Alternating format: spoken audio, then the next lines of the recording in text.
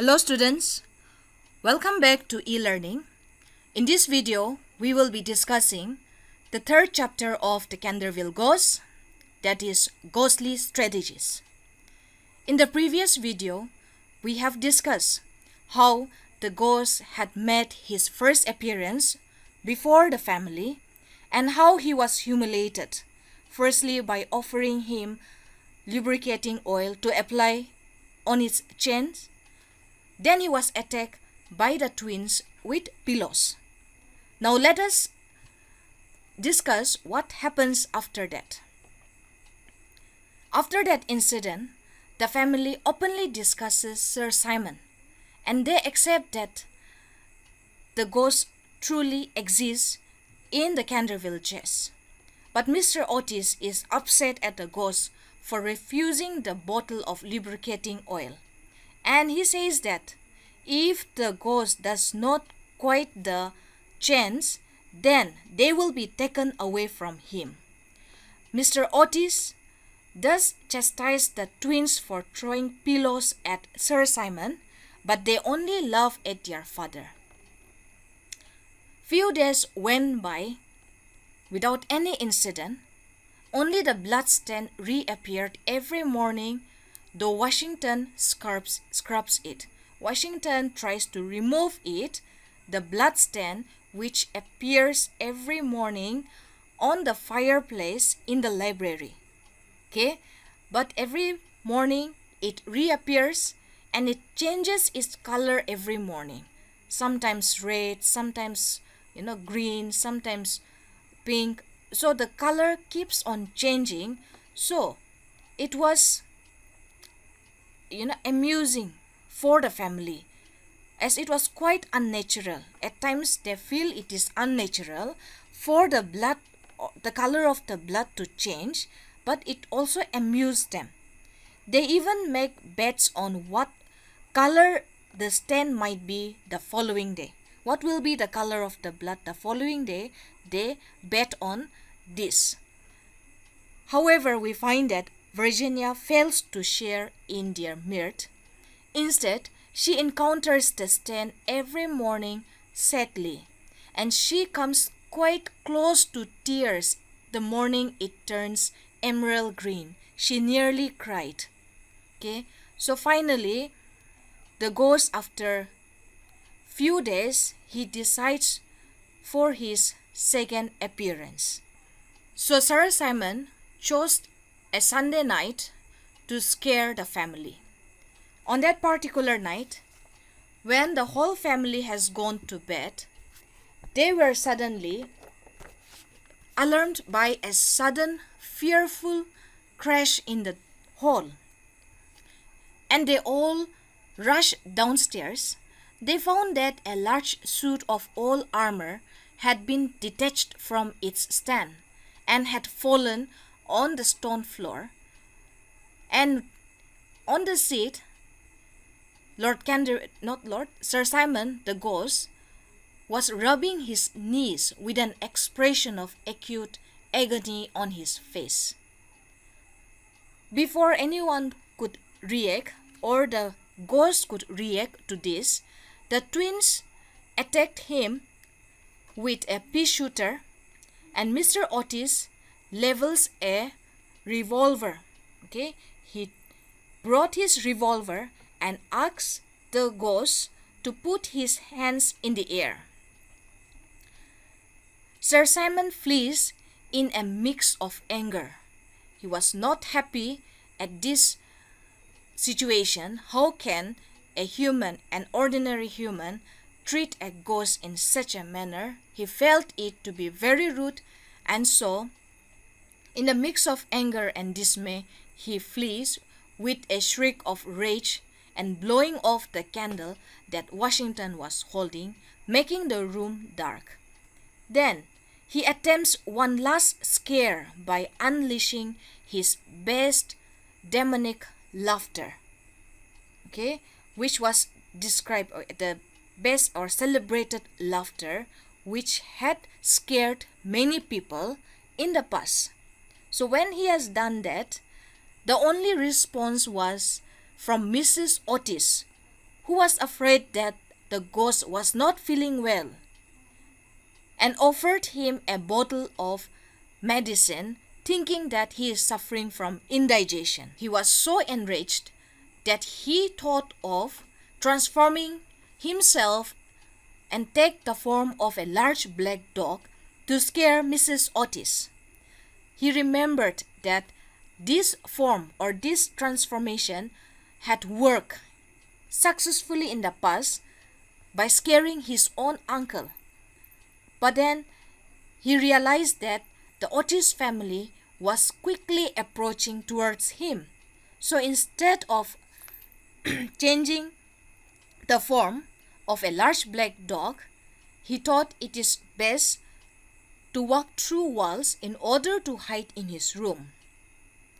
Along with his thought, Sir Simon revealed that he didn't knock the armor over, but rather it had become too heavy for him to wear.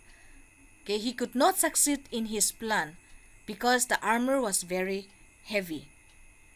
He fell over when he attempted to stand with it on, thus creating the loud crash and banging his knees.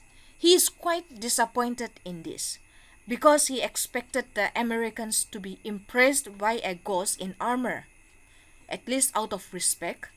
But this failure, combined with the continued disrespect shown to him by the Americans, causes Sir Simon to stay in bed for a few days.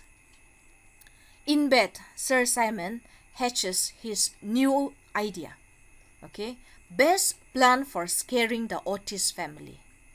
For this, he chose a date, that is Friday, 17 August, and also assembled an elaborate costume with a rusty dagger. With this, he plans to sneak into Washington's room, wake him, and then stab himself in the neck 3 times while Washington watches. Sir Simon said that he chose Washington for this grotesque display because he particularly is mad at Washington for constantly clearing the bloodstain from the fireplace.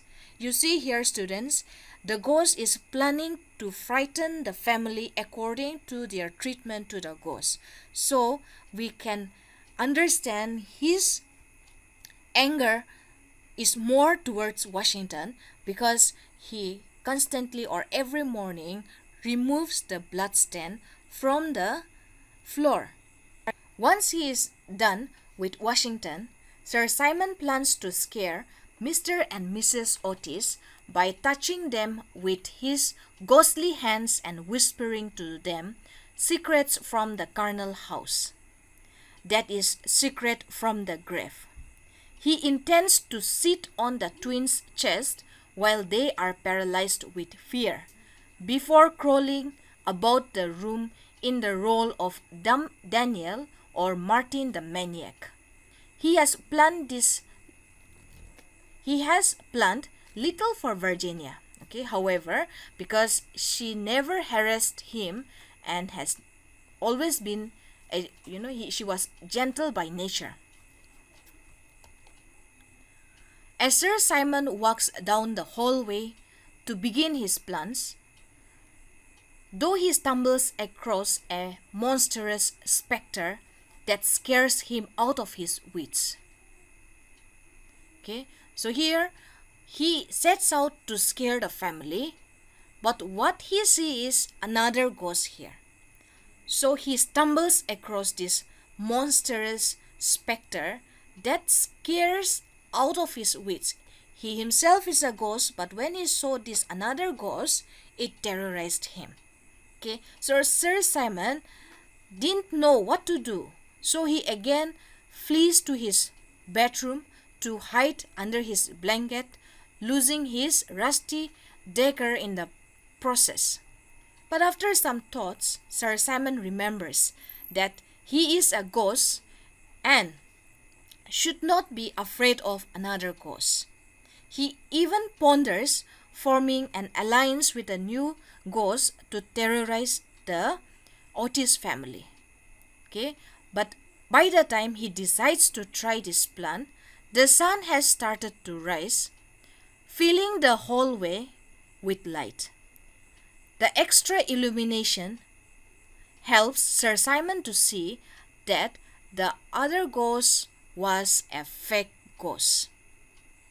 Okay, it was a fake ghost set by the Otis family as a kind of scarecrow. They even put their own merchandise tag on it. Ye Otis ghost.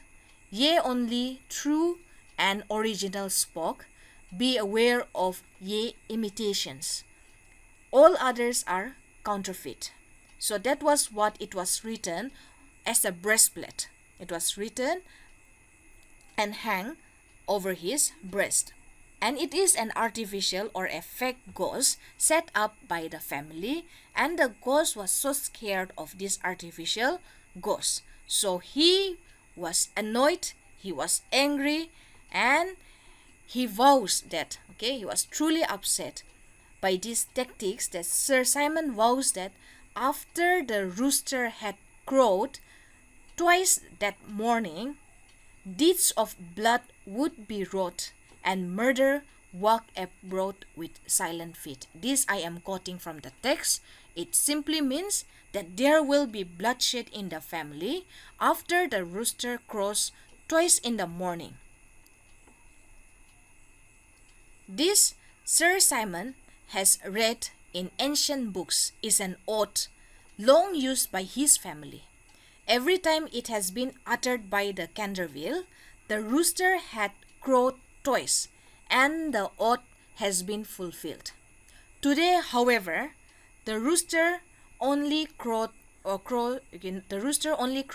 once. It didn't happen as it used to happen in the previous time, or whenever he used to vow or take this oath. Now Sir Simon was very annoyed even at the rooster. Instead of enacting deeds of blood, Sir Simon retires to a lead coffin for the day.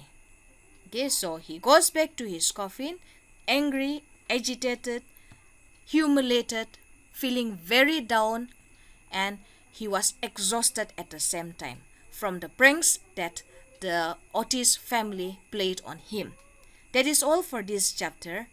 I hope you have learned and understand. At the same time, you are following it chapter-wise. We will be continuing the next chapter in the following videos. Do remember to watch the following videos and keep yourself updated. Thank you.